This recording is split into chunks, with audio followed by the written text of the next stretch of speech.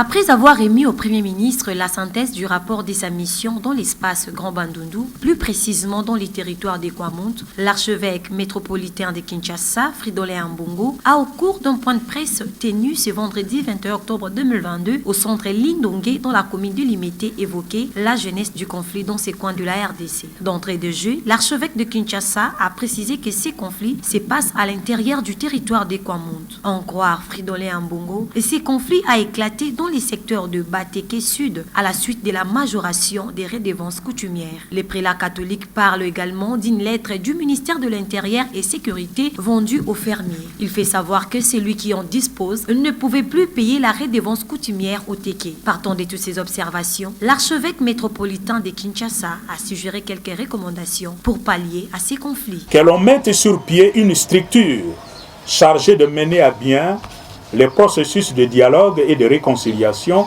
entre les parties en conflit dans le territoire de Kwamount.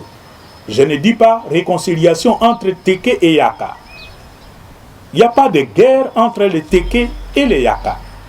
Les Yaka sont essentiellement localisés dans la province du Kwango, très loin de Kwamount.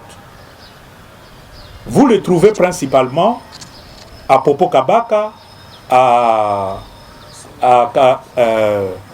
Kasongolunda, dans une partie du diocèse de Kenge, etc. Le conflit, c'est entre les Teke et tous ceux qui ont acheté des terrains chez eux.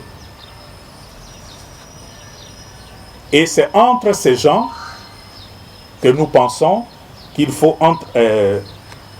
commencer un processus de dialogue et de réconciliation.